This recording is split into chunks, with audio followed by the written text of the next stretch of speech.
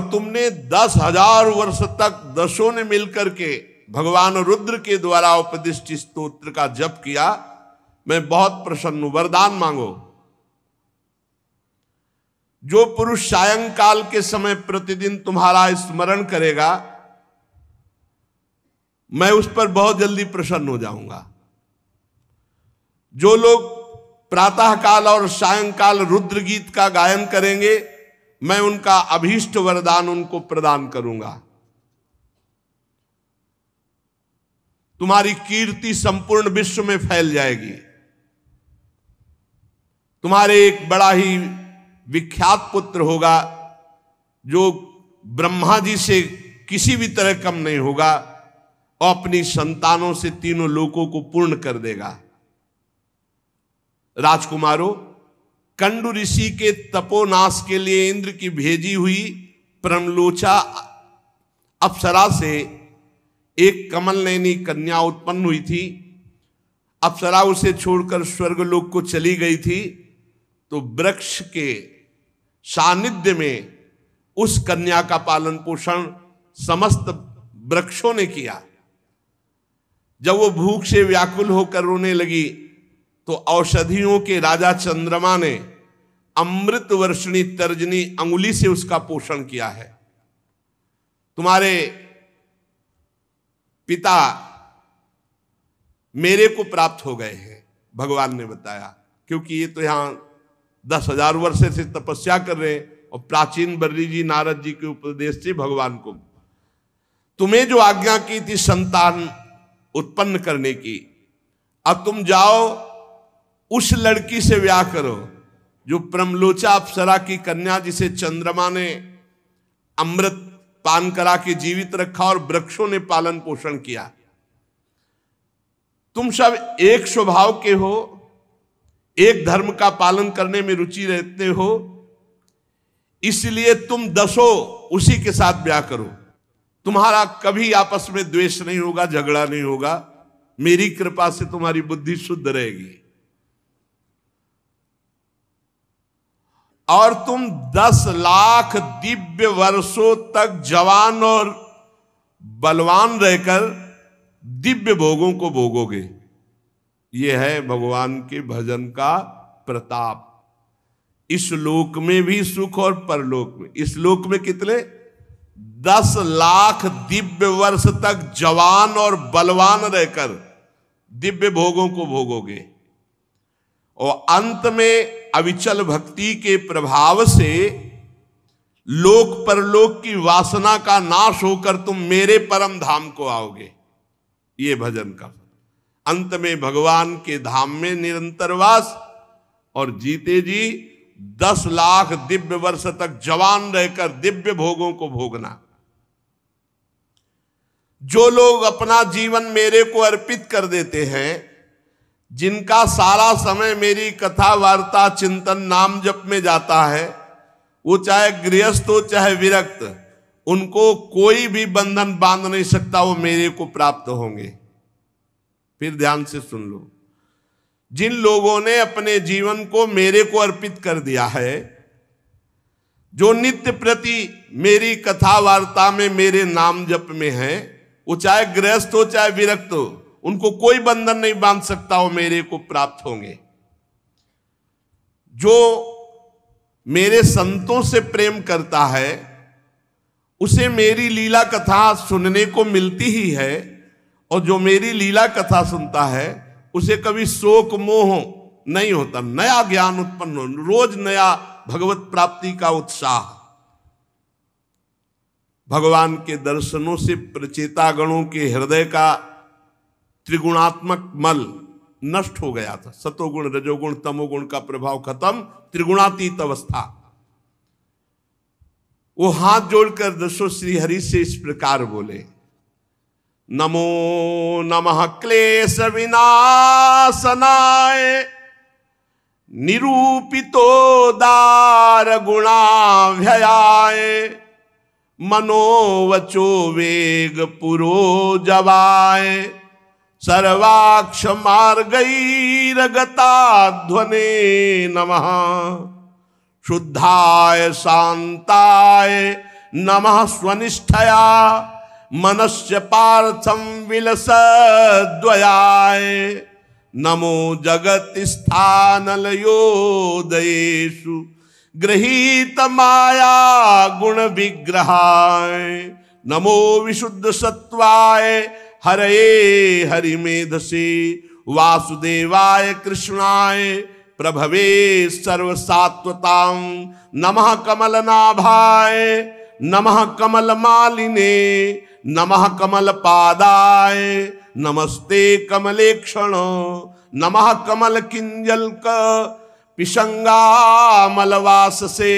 सर्वभूत निवासाय नमो युंक्ष महिषाक्षिणे। प्रचितागण ने कहा, हे भगवान, जो आपकी शरण ले लेता है उसके सारे क्लेश आप दूर कर देते हो, हम आपको नमस्कार करते हैं। प्रभु, वेद शास्त्र आपके उदार गुण और नामों का निरूपण करते हैं। आपका वेग मन और वाणी के वेग से भी बढ़कर है। आपका स्वरूप सभी इंद्रियों की गति से परे है। हे हरि, हम आपको बार बार नमस्कार करते हैं। आप अपने स्वरूप में स्थित रहने के कारण नित्य शुद्ध और शांत हैं। मन रूप निमित्त के कारण हमें आपसे ये मिथ्या द्वैत भास रहा है। अगर ये मन रूप लय हो जाए तो द्वैत खत्म हो जाए। वास्तव में जगत की उत्पत्ति स्थिति लय के लिए आप माया के गुणों को स्वीकार करके ब्रह्मा विष्णु महादेव रूप धारण करते हैं। हम आपको नमस्कार करते हैं। आप विशुद्ध सत्व स्वरूप है, आपको नमस्कार करते हैं। आपका जिसको ज्ञान हो गया वो संसार बंधन से मुक्त हो गया। हे महाभागवतों के प्राण प्रिय वसुदेव नंदन भगवान श्री कृष्ण, मैं आपको नमस्कार करता हूं।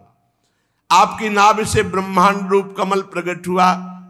आप कंठ में कमल कुसुमों की माला धारण करते हैं। आपके चरण कमल के समान कोमल हैं और आपके नयन भी अरविंदाक्ष। इसलिए हे कमल नयन, हम आपको नमस्कार करते हैं। आप कमल कुसुम के केसर के समान स्वच्छ पीतांबर धारण किए हुए समस्त भूतों के आश्रय स्थान सबके साक्षी है। हे भगवान, हम आपको नमस्कार करते हैं। प्रभु, हम पर बड़ी कृपा हुई कि आप प्रकट हो गए। अमंगलहारी मंगल भवन प्रभु, दीनों पर दया करना समर्थ पुरुषों की ऐसी कृपामयी वृत्ति होती है। और जो दीन जन एक बार आपको पुकार कर कह दे कि प्रभु मैं आपका, तो आप स्वीकार कर लेते कि ये हमारा है और आप उसका सतत स्मरण करते हैं। एक बार जो प्रभु से कोई कह दे कि हे प्रभु मैं आपका, तो प्रभु ये स्वीकार कर लेते हैं कि ये हमारा है और प्रभु उसका सतत स्मरण करते हैं। इसी से जो आज चर्चा की, आश्रित जनों का चित्त शांत और आनंद में रहता है। फिर हम रुक गए। सुनो फिर वही बात। प्रभु आपकी दीन जनों पर बड़ी कृपा है। आप समर्थ, आपको एक बार जो कह दे कि हे प्रभु मैं आपका, तो आप उसको ये स्वीकार कर लेते हैं कि ये हमारा है और इस प्रकार सतत उसका स्मरण करते हैं। इसीलिए आश्रित जन आनंद में रहते हैं, उनका चित्त शांत रहता है। कोई चिंतन नहीं बनता कि हमारा कल्याण कैसे होगा, हमारा हो गया कल्याण, हम तो श्री जी के हैं। आप तो क्षुद्र से क्षुद्र प्राणियों के भी अंतःकरण में अंतर्यामी रूप से विराजमान है। फिर जो आपकी उपासना करते हैं आप उनसे दूर कदापि नहीं। प्रभु हमारे पास है, हर समय है। बस नाम जप करो, अनुभव में आने लगेंगे। हे जगदीश्वर, आप मोक्ष मार्ग दिखाने वाले और स्वयं पुरुषार्थ स्वरूप है। पुरुषार्थ स्वरूप है। भगवान ही परमार्थ का पुरुषार्थ बन करके साधक से साधना कराते हैं। ये जब अनुभव हो जाएगा तो अहंकार नहीं रहेगा। आप मोक्ष मार्ग दिखाने वाले हैं वो आप ही परमार्थ रूप पुरुषार्थ कराने वाले हैं। आप ही परमार्थ स्वरूप है, आप ही पुरुषार्थ स्वरूप है। यही तो आनंद का विषय है। अब हम कर नहीं रहे, अब हमसे कराया जा रहा है। आप हम पर प्रसन्न होइए, और आप प्रसन्न हैं, इससे बड़ा हमें वरदान और कोई नहीं चाहिए। पर स्वामी की आज्ञा है कि वरदान मांगो। तो नाथ, हम एक वर आपसे अवश्य मांगते हैं। आप प्रकृति आदि से परे हैं और आपकी विभूतियों का कोई अंत नहीं, इसलिए आपका एक नाम अनंत कहा जाता है। जैसे भ्रमर को अनायास कल्प वृक्ष मिल जाए तो क्या वो किसी दूसरे वृक्ष का सेवन करेगा क्या? वैसे ही हमें आपकी चरण शरण मिल गई। अब हम क्या मांगे? हम तो यही मांगते हैं कि जब जब हमारा जन्म हो कर्म के अनुसार, तब तब आपके भगवत अनुराग में रंगे हुए जो प्रेमी संत जन, इनका संग मिले। प्रचेतागण ने क्या मांगा? कहा कि वैसे प्रभु आपसे मांगना क्या, पर हम आपसे केवल यही मांगते हैं कि कर्मानुसार संसार में हमारा जब जब जन्म हो, तब तब आपके प्रेमी भक्तों का संग मुझे मिले। यावत्ते मायया स्पृष्टा भ्रमाम इहि कर्म भी, तावत भवत प्रसंगानां संगास्यान्नो भवे भवे। तुलयाम लवेनापि न स्वर्गम न पुनर्भवम, भगवत संग संगस्य मर्त्यानां किमुताशिषः। प्रभु, मेरा जब जब जन्म हो इस संसार में, तब तब भगवत भक्तों के बीच में हो, भगवत भक्तों का संग प्राप्त हो। हम तो भगवत भक्तों के क्षण भर के संग के सामने स्वर्ग और मोक्ष को भी कुछ नहीं समझते, फिर मानवीय भोगों की तो बात ही क्या। भगवत भक्तों के समाज में सर्वदा हे भगवान आपकी मधुर मधुर कथाएं होती रहती हैं, सिद्धांत की बातें होती रहती हैं, जिनके श्रवण मात्र से भोग तृष्णा शांत हो जाती है। प्राणियों में किसी भी प्रकार का बैर विरोध उद्वेग नहीं रह जाता जो रोज सत्संग सुनता है। अच्छे अच्छे कथा प्रसंगों द्वारा निष्काम भाव से सन्यासियों के एकमात्र आश्रय साक्षात श्री हरि आपका बार बार गुणगान होता रहता है। आपके भक्तजन तीर्थों को पवित्र करने के उद्देश्य से विचरते हैं। देखो, तीर्थ भक्तों की आने की बाट जो होते हैं, भक्त तीर्थों में पवित्र होने के लिए नहीं जाते, तीर्थों को पवित्र करने के लिए। तेसाम विचरताम पदभ्याम तीर्थानां पावनेच्छया, भीतस्य किं न रोचेत तावकानां समागमः, वयं तु साक्षात् भगवन् भवस्य प्रियस्य सख्युः क्षण संगमेन, सुदिश्चिकित्सस्य भवस्य मृत्युर्भिषक्तमं त्वाद्य गतिं गताः स्म। आपके जो भक्तजन हैं तीर्थों को पवित्र करने के उद्देश्य से पृथ्वी पर विचरते हैं। ऐसे भक्तों का समागम संसार भय का नाश करके भोगों में अरुचि पैदा कर देता है। हे प्रभु, आपके प्रिय भगवान शंकर के क्षण भर के समागम में मुझे ऐसी सामर्थ्य मिली कि 10,000 वर्ष तक आपका स्तवन भजन किया और उसका फल मिला कि आपका साक्षात दर्शन हुआ। आज मैं जन्म मरण रूप दुस्साध्य रोग से मुक्त हो गया, क्योंकि आप मिल गए। अब हमने आपका मन वचन कर्म से आश्रय ले लिया।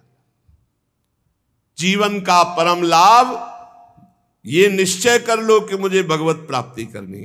और मन वचन कर्म से भगवान का आश्रय लेकर नाम जप करो। जो भगवान से ऐसे बोला कि मैं आपका, तो भगवान स्वीकार करके प्रतिपल उसका चिंतन करते हैं, उसका मंगल कर देते हैं। रोज कथा सुनने से नवीन नवीन बातें मिलती हैं, जिससे हमारा मन उत्साहित होकर भगवत मार्ग में लग जाता है। और यही अनेक जन्मों के पुण्यों का फल समझ लीजिए कि हमारा मन प्रभु में लगने लगे, हमारा जीवन भागवतिक हो जाए, हम अध्यात्म परम धाम को चले गए। प्रचेताओं ने समुद्र से बाहर निकले तो देखा सारी पृथ्वी को ऊंचे ऊंचे वृक्षों ने ढक लिया, जो मानो स्वर्ग का मार्ग रोकने के लिए इतने बढ़ गए हों। बड़े कुपित हुए वृक्षों पर कि जब वृक्ष ही इतने बढ़ जाएंगे तो प्रजा कहां रुकेगी। अब उनके पास तप रूपी बल था, तो प्रचंड वायु और अग्नि दोनों को संकल्प किया और छोड़ दिया। तपस्या में बड़ी सामर्थ्य होती। प्रचंड वायु और अग्नि के प्रभाव से बड़े बड़े वृक्ष भस्म होने लगे। तो ब्रह्मा जी आ गए और कहा, प्राचीन वर्ष के पुत्रों, शांत हो जाओ, शांत हो जाओ। आज्ञा हुई, पुनः संकल्प किया, वायु और अग्नि शांत हो गए। काफी वृक्ष भस्म हो चुके थे। वृक्षों ने एक कन्या का पालन किया था, कल ध्यान से अगर सुना हो, परमलोचा अप्सरा से जो कन्या हुई थी, चंद्रमा ने पोषण किया था अमृत अंगुली के द्वारा, और वृक्षों ने पालन किया था। जब वृक्षों ने देखा कि अग्नि और वायु को शांत कर लिया, तो वो कन्या ला करके ब्रह्मा जी के सामने प्रचेताओं को दी। प्रचेताओं को ब्रह्मा जी ने कहा, ये वही है जिसके लिए भगवान ने आदेश किया था कि तुम 10 की पत्नी एक ही हुई, उसका नाम मारिशा, और इतनी सुंदर थी कि देवता भी मोहित हो जाएं। ब्रह्मा जी के आदेश से 10 प्रचेताओं ने मारिशा जी से ब्याह किया।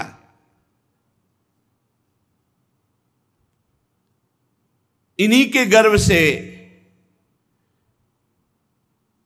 ब्रह्मा जी के पुत्र दक्ष ने श्री महादेव जी की अवज्ञा के कारण अपना पुरुष शरीर त्याग कर जन्म लिया।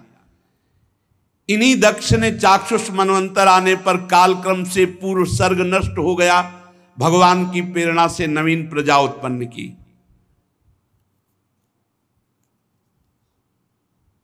प्रचेताओं की आज्ञा से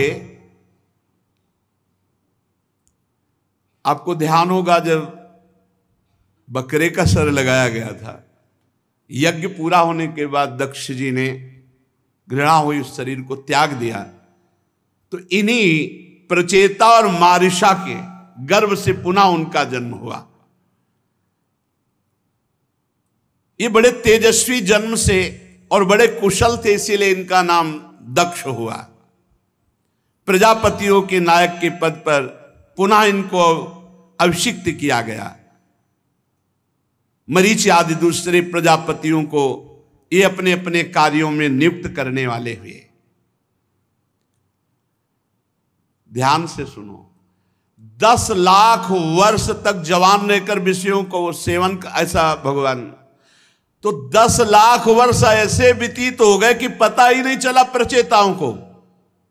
मारिशा से ब्याह होकर 10 लाख वर्ष यहां अनुभव करने चले हैं।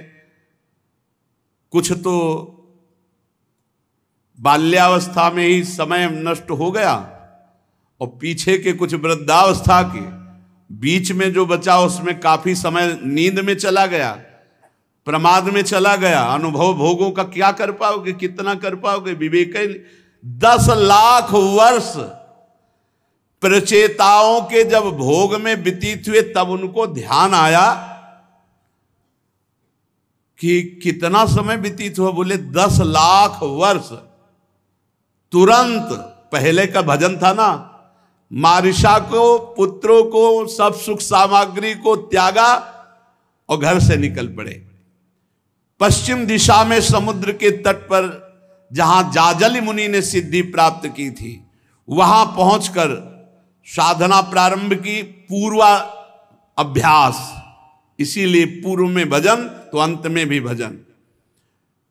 उनको थोड़े ही दिनों में यह ज्ञान हो गया कि मैं आत्मस्वरूप हूं। आत्मविचार ब्रह्म शस्त्र में स्थित हो गए। यह सबसे बड़ी ज्ञान यज्ञ है। मैं आत्मस्वरूप हूं, मैं स्थूल शरीर नहीं हूं, सूक्ष्म शरीर नहीं हूं, मैं कारण शरीर नहीं हूं। उन्होंने प्राण मन वाणी दृष्टि को वश में किया। शरीर को निश्चेष्ट स्थिर सीधा रखते हुए आसन को जीतकर विशुद्ध पर ब्रह्म में स्थित ब्रह्माकार वृत्ति, जहां ब्रह्माकार वृत्ति में स्थित थे, उसी समय देखा गुरुदेव सामने विराजमान देवर्षि नारद जी। नारद जी को आया देख करके प्रचेतागण खड़े हो गए, प्रणाम किया, देश काल के अनुसार पूजा की। आसन में नारद जी बैठ गए। तब नारद जी ने कहा, प्रचेताओं,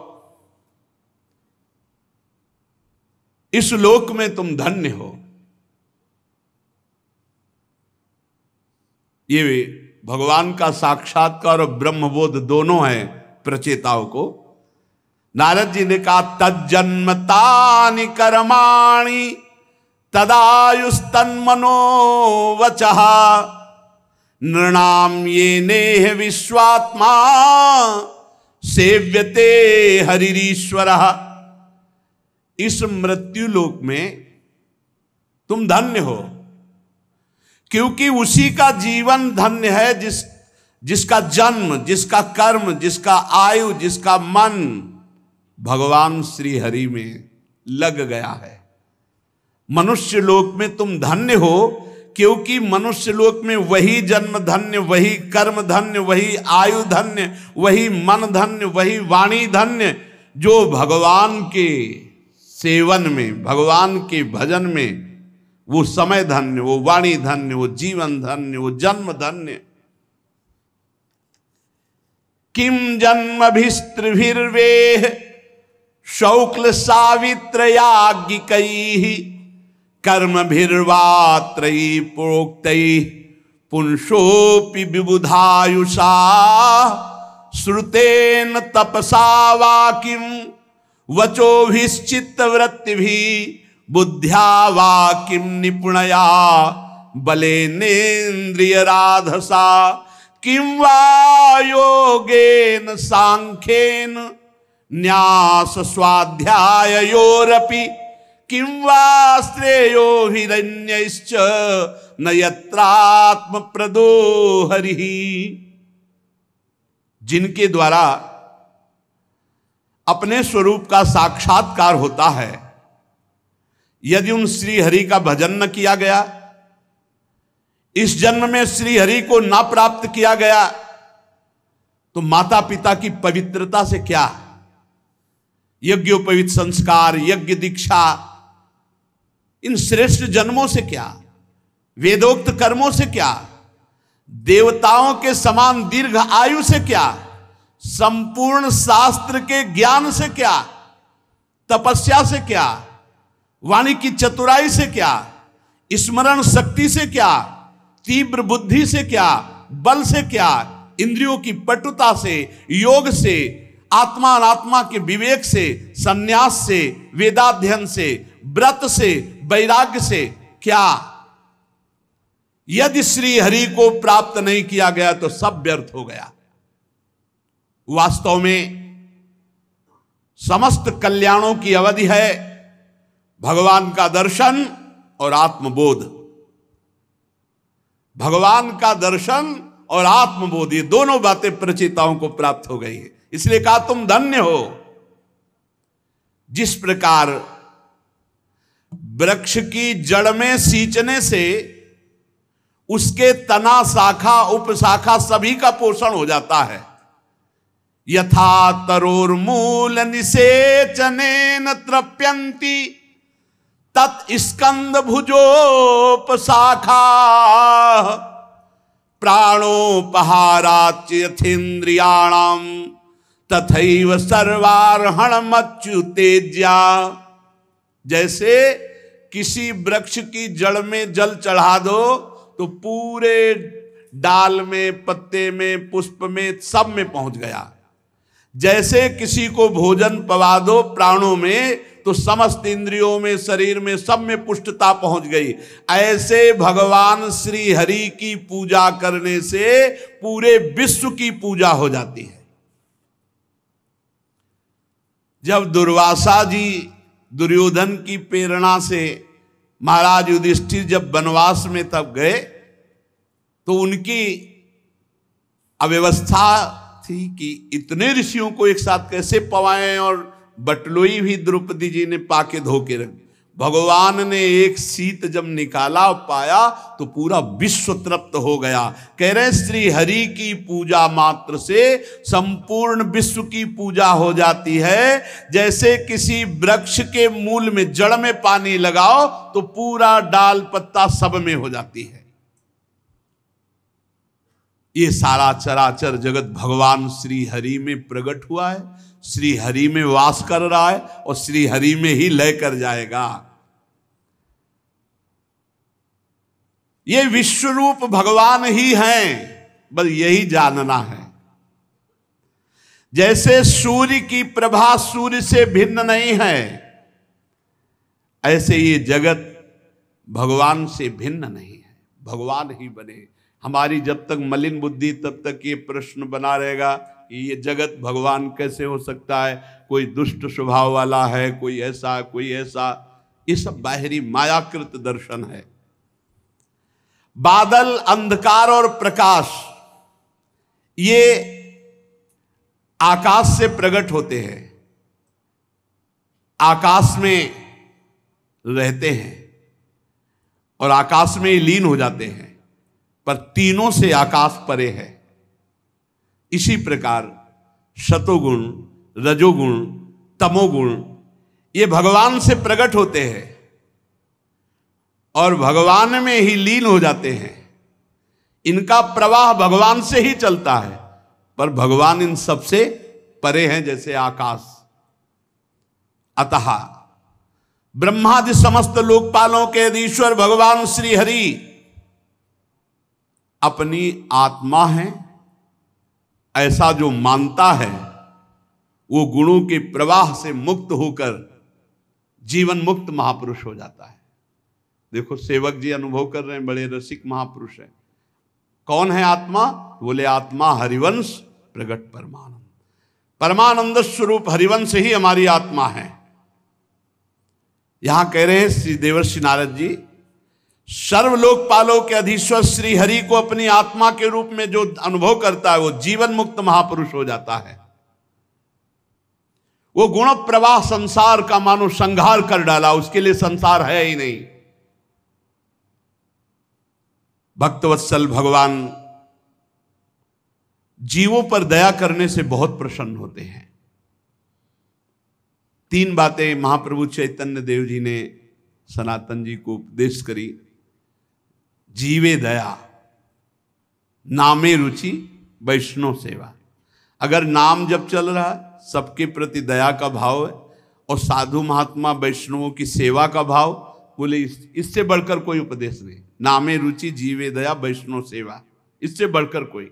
यहां भी कह रहे हैं देवर्षि नारद जी कि भक्तवत्सल भगवान दया सर्वभूतेषु संतुष्टिया एन केनवा सर्वेन्द्रियोपशांत्या च तुष्यत्यासु जनार्दनः। भगवान उसके ऊपर बहुत जल्दी प्रसन्न हो जाते हैं जो किसी से लड़ाई झगड़ा नहीं करता, छल कपट नहीं करता, निंदा स्तुति नहीं करता। बड़ा प्यार में जीवन भक्त का होता है, सबसे प्यार में जीवन। सब जीवों पर दया, दया सर्वभूतेषु और संतुष्टिया एन केनवा, ये बहुत बड़ी बात है। हर स्थिति में प्रसन्न रहो यार, हर स्थिति में, काहे को जलो, काहे को संतुष्टायन केनवा। हर स्थिति में जैसी भी परिस्थिति है उसमें राजी रहो। जोई जोई प्यारो करे सोई मोई भावे, काहे को असंतुष्ट होते हो। हर स्थिति में खान पान वास व्यवहार जैसी भी परिस्थिति भगवान ने मेरे योग्य दिया है, इसलिए हम राजी रहे।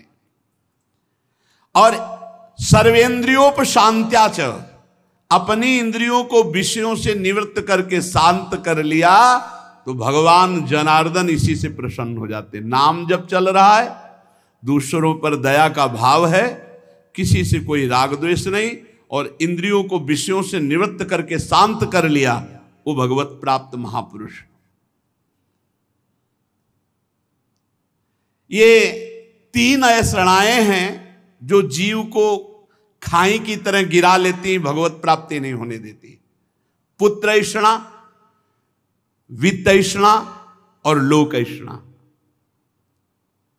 अपहत सकलैषणा मलात्मन्य विरत मेधित भावनोपहूता, जिसने सकल ऐषणाओं से अपने को बचा लिया। पुत्र ऐषणा कामिनी काम भोग, वित्त ऐषणा रुपया पैसा सोना चांदी, लोक ऐषणा नाम हो जाए कीर्ति मान प्रतिष्ठा। ये वासनाएं हैं तीन प्रकार की जो जीव को नष्ट ही कर देती आखिरी तक। बच वही पाता जो हरि गुरु शरणागत है और निरंतर सावधान नाम जापक है। जहां ये तीन ऐषणाएं निकली, कंचन कामिनी कीर्ति, तो अंतःकरण अपने आप शुद्ध हो गया। और अंतःकरण शुद्ध हुआ तो वहीं भगवान विराजमान है, प्रकाशित हो जाते हैं। भक्ताधीनता को चरितार्थ करते हुए हृदयाकाश में ही भगवान प्रकाशित हो जाते हैं, जिनकी तीन ऐषणाएं नष्ट हो चुकी हैं। पुत्र ऐषणा, वित्त ऐषणा, लोक ऐषणा, कंचन कामिनी कीर्ति। प्रचेतागणों, भगवान तो अपने को जो सर्वस्व मानने वाला है उस पर न्यौछावर होते हैं।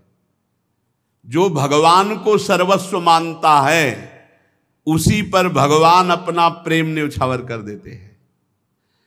परम रसज्ञ, परम कृपालु, अकिंचनों की अनन्याश्रया अहेतु की भक्ति के वश हो जाते हैं। बहुत सुंदर। जो परम धन श्री भगवान को मानता है। आपके पास संपत्ति क्या है? बोले श्री जी दंपति संपत्ति पाई है। ये दिमाग में बैठ जाए। हमारी संपत्ति कौन? श्यामा श्याम। देवर्षि नारद जी कह रहे प्रचेतागणों, जो भगवान को ही सर्वस्व मानता है ऐसे पर भगवान अपना प्रेम न्यौछावर कर देते हैं। परम रसज्ञ, परम कृपालु भगवान अकिंचनों के परम धन हैं और अनन्याश्रया, अन्य आश्रय जिसका नहीं, ऐसों के अधीन हो जाते हैं, अधीन हो जाते हैं। जो लोग शास्त्र ज्ञान के अभिमान में, धन के अभिमान में, कुल और विद्वता के अभिमान में उन्मत्त होकर ऐसे निष्किंचन साधु जनों का तिरस्कार करते हैं, उन दुर्बुद्धियों की पूजा तो प्रभु कभी स्वीकार नहीं करते और उनकी दुर्गति होती है। होता है ऐसा होता है। जब अब शास्त्र के ज्ञान का अभिमान होता है और खूब वैभव होता है तो उनकी एक उन्मत्तता होती है। तो जो अकिंचन भगवद आश्रित जन हैं उनका वो अपमान करते हैं जाकर, क्यों म्यों तर्क लेकिन अगर मगर, ऐसे बहुत तरह से। जो ऐसे निष्किंचन भगवत प्रेमी महात्मा साधु जनों का तिरस्कार करते हैं, उन दुर्बुद्धियों की भगवान कभी पूजा स्वीकार नहीं करते। अगर उनको लगता हो कि मैं एकांत में भगवान की बड़ी पूजा करके प्रसन्न कर लूंगा और ऐसे भक्तों का अपमान कर दूंगा तो उनकी दुर्गति होती, भगवान उनकी पूजा स्वीकार नहीं करते। देवर्षि नारद जी कहते हैं भगवान किसी की पूजा की आकांक्षा नहीं रखते, वो स्वरूपानंद से परिपूर्ण है। अरे महालक्ष्मी उनके चरण चापती रहती है, वो बड़े बड़े देवता ब्रह्मादि स्तुति करते रहते हैं, उनकी परवाह नहीं करते। पर इतने पर भी उनके जो दीन अकिंचन भक्त हैं, ऐसे भगवान उनके अधीन रहते हैं। गोस्वामी श्री तुलसीदास जी महाराज कह रहे हैं, जो पे कृपा रघुपति कृपालु की, बैर और के कहा सरे। ध्यान दीजिएगा, होई न बाको बार भगत को, जो को कोटि उपाय करे। यदि भगवान श्री हरि का दास है, निरंतर उनके भजन में है, उनकी कृपा में डूबा हुआ है, तो त्रिभुवन में ऐसा कौन है जो ऐसे भक्त से वैर कर सके? कौन ऐसा त्रिभुवन में पैदा हुआ जो बैर कर सके ऐसे भक्त से, और बैर करके सुरक्षित रह सके? होई न बाको बार भगत को, जो को कोटि उपाय करे। करोड़ों उपाय करके देख ले, भक्त का बाल भी बांका नहीं हो सकता। क्यों? क्योंकि बहुत बड़े श्री हरि उनका वो दास है और निरंतर उनके चिंतन में है। तकै नीचु जो मीचु साधु की, सो पामर तेहि मीचु मरे। वेद विदित प्रहलाद कथा सुनी, को न भगति पथ पाऊं धरे। बहुत सावधान, भक्तों से बहुत सावधान। भगवान के जो दीन अकिंचन भक्त हैं, बहुत सावधान। ये राख में छुपी हुई आग है, छेड़ मत दो। नमस्कार, बस नाम जप करो, उनके वचन सुनो, इनको ऐसा ना समझो अरे बहुत बड़े के हैं। हिरण्यकश्यप 5 वर्ष के प्रहलाद जी तो कह रहे, वेद विदित प्रहलाद कथा सुनि, को न भगति पथ पाऊं धरे। क्या बिगाड़ लिया त्रिभुवनपति हिरण्यकश्यप ने? बाल भी एक नहीं तोड़ पाया प्रहलाद जी का, और फिर फाड़ के फेंक दिया नरसिंह भगवान ने। दहाड़ में मूर्छित हो गया था त्रिभुवनपति, महाबलशाली महान तपस्वी हिरण्यकश्यप। भगवान नरसिंह जब खंभा फाड़ के दहाड़ के निकले तो ढाल अलग पड़ी थी, तलवार अलग पड़ी थी, मूर्छित पड़ा। भगवान ने उठ खड़ा हो, बहुत वीरता हाँकता था, गोद में उठा के सब वरदान याद दिला के और फाड़ दिया भगवान ने। तकै नीच जो मीचु साधु की, सो पामर तेहि मीचु मरे।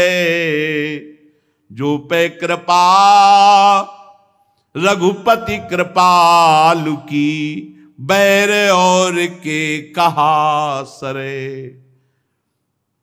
गज उधारी हरि थप्यो विभीषण, ध्रुव विचल कबहू न टरे। अम्बरीश की साप सुरति करी, अजहु महामुनि ग्लानि गरे। भगवान ने ग्रह का उद्धार करके गज को बचा लिया, रावण का नाश करके विभीषण को लंकाधिपति बनाया। आज भी अविचल पदवी पर ध्रुव विराजमान है, और उत्तम और सुरुचि दोनों मारे गए। अम्बरीश जी की कथा पर जरा चिंतन करो तो आज भी याद करके दुर्वासा जी ग्लानि से युक्त हो जाते हैं। शोधो कहा जो न कियो सुजोधन, अबुध आपने मान जरे। प्रभु प्रसाद सौभाग्य विजय जस, पांडव ने बरियाई बरे। क्या षड्यंत्र नहीं रचा दुर्योधन ने पांडवों के लिए, लेकिन जय सौभाग्य यश कीर्ति ये पांडवों को मिली और नाश हो गया भगवत विरोध करने वाले, भगवत भक्त विरोध करने वाले कौरवों का। जोई जोई कूप खने गो पर कहा, 66 फिर तेई कूप परे। सपने हूं सुख न संत द्रोही कहा, सुर तरु सो विष फरनी फरे। गोस्वामी जी कह रहे यदि भक्तों के लिए कुआं खोदोगे तो अरे दुष्ट उसी कुआं में गिरकर तू मरेगा कुल समेत। जो भक्त से संत से वैर करेगा और स्वप्न में कहीं भी किसी भी लोक में सुख शांति नहीं पा सकता। है का के द्वे शीस ईस जो हठ जन की सी उचरे। तुलसीदास रघुबीर बाहुबल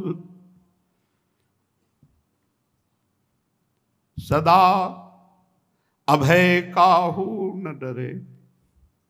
गोस्वामी जी कह रहे कौन ऐसा पैदा हुआ है संसार में दो शीश वाला जो भगवान के जन की सीमा को छू सके।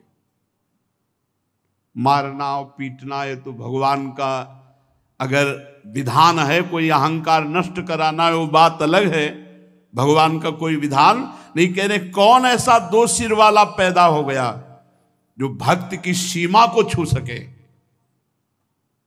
गोस्वामी जी कहते हम तो भगवान श्री राम के बाहुबल से सदैव निर्भय रहते हैं। भगवान की भुजदंड अपने जनों की रक्षा करती रहती है। अभयद भुजदंड मूल पीनन सुषानुकूल, किसी से डर नहीं। तो देवर्षि नारद जी कह रहे हैं कि जो दुर्बुद्धि भगवान की पूजा का बल रख करके भगवान के भक्तों से द्रोह करे, उनको कष्ट पहुंचावे, साधु जनों का तिरस्कार करे, तो भगवान उनकी पूजा स्वीकार नहीं करते, उनकी दुर्गति होती है। क्यों? भगवान स्वरूपानंद से परिपूर्ण है। महालक्ष्मी जिनके चरण चापती रहती, बड़े बड़े देवता जिनकी स्तुति करते रहते हैं, ऐसे भगवान भी अपने अकिंचन भक्तों के अधीन हैं।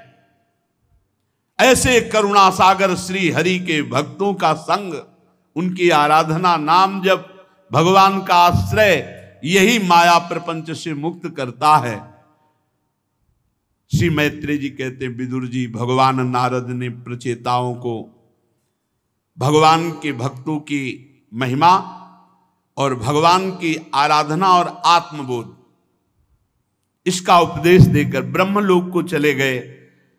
प्रचेतागण पाप रूपी मल को दूर करने वाले भगवान का दर्शन कर चुके थे। जेव ही प्रचेतागणों ने देखा देवर्षि नारद जी गए, अपने स्वरूप में स्थित हुए शरीर छोड़ दिया और सब के सब भगवत प्राप्त हुए, भगवत धाम को गए। इस प्रकार नारद जी और प्रचेताओं का ये महान मिलन, ये भगवत संबंधी कथा आपको सुनाई। मैत्रेय जी विदुर जी को कह रहे।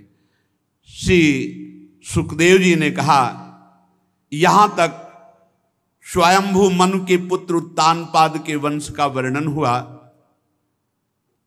आगे जो हम आपको चरित्र सुनाएंगे वो महाराज प्रियव्रत का पावन चरित्र।